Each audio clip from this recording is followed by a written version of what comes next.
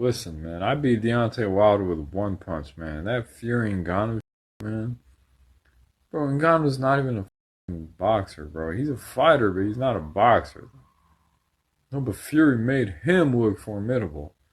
And Fury lost that fight. Yeah, I don't care what the judges says. That's why in underground boxing we don't have judges.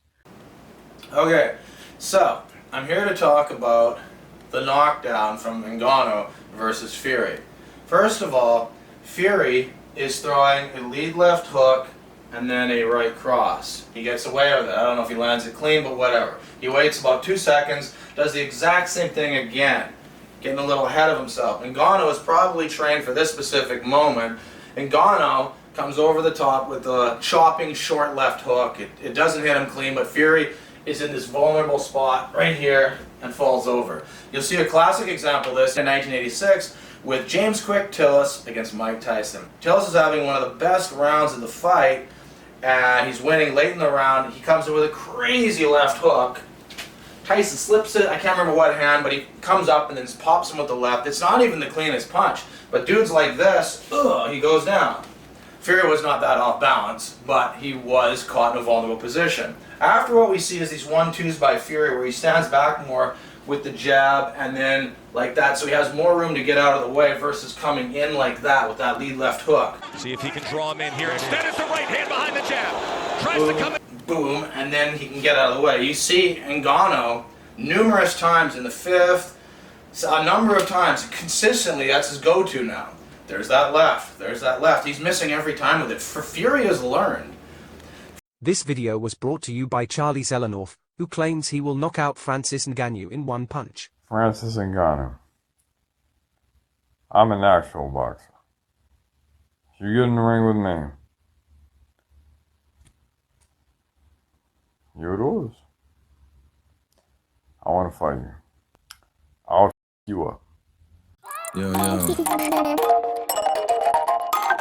Yo, it's Charlie Z, C to the Z. You can't hit what you can't see. That's right, I'm straight up cheap. I'll smash your teeth and steal your corned beef. If you land a shot on me, I'll run across the street. First of all, there's a bunch of people going to be saying right now that I'm some delusional boxing fan. Fury had ring rust. Fury's got brain rust. Fury didn't have ring rust. Fury's kind of a lunatic. He's a lot smarter than he appears, just like me.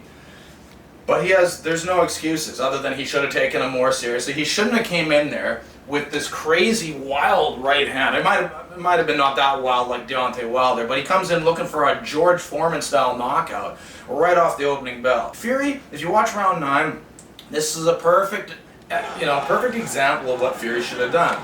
He's jabbing, lead left hook. He's standing back. He's got the reach.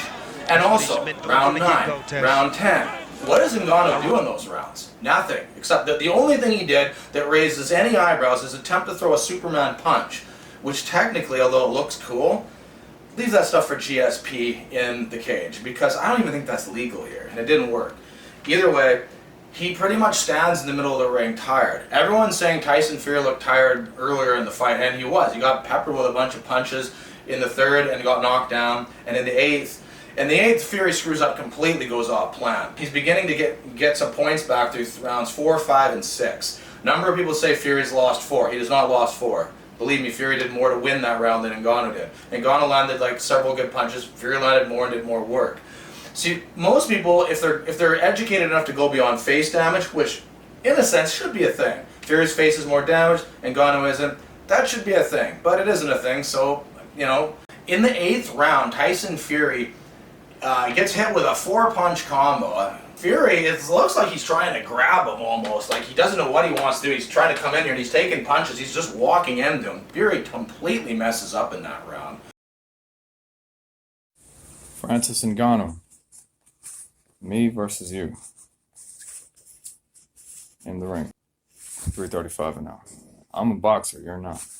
You're an MMA fighter. In the 9th, Fury comes right back. Ngannou's hardly doing anything. He's standing in the middle of the ring. Fury's perfect example of how to box Ngannou. From a distance with those jabs, moving, good footwork, kind of like the old Fury more.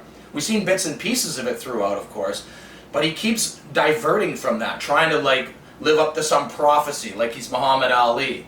you know, saying he's going to knock him out in the 6th. It's stupid. He did the same thing against Vladimir Klitschko, except that all he did was feint and do technical stuff. He got in Klitschko's head by saying he's going to smash him to bits. When he showed up, he didn't do anything like that. It was a complete farce, and I think he knew it. He wanted to make Klitschko think that he was going to go for the knockout like guys through the last decade have been doing, and they all fell into the same Klitschko trap. This time, Fury didn't do that against Klitschko. He stayed back. It was kind of boring. You know, there was some suspense. It was, you know, kind of weird that someone else was actually beating Klitschko. But other than that, it was a very, you know, it was a perfect game plan just to win a fight at any cost, even if it was, you know, without throwing too many punches.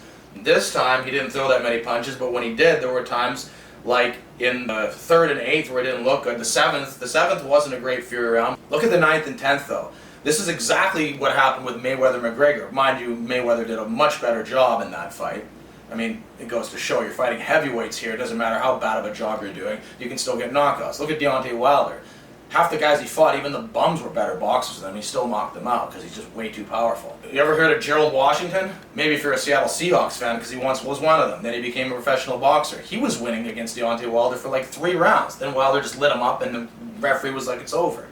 But 9 and 10 are after the 8th round, which is 24 minutes into the fight. 25 minutes is the furthest this guy's ever gone in a professional fight, because 5 times 5 minutes, 5 rounds in a UFC fight. At around 9 and 10, he's in kind of uncharted territory, and it showed. These were the most inactive rounds of the whole fight for Ngannou, and Fury started picking up the pace a little. Even the 10th, which I thought was an even round because they didn't do anything, Comedy Box still has Tyson Fury apparently throwing or landing more punches. You could give that to Fury, and I didn't, and I still had Fury winning. Now, if we look at a 12-round fight, some people are saying it makes it easier because Fury's breathing a whole bunch earlier in the fight. He wasn't breathing in the 9th. He was moving around. He looked fine, other than his face was bad. But points-wise, he was the active boxer. In the 10th round, technically, he was more active, whether the fact they were just standing around waiting for a welfare check handout.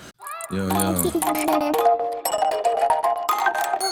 it's Charlie Z, C to the Z. You can't hit what you can't see. That's right, I'm straight up cheap. I'll smash your teeth and seal your corned beef. If you land a shot on me, oh,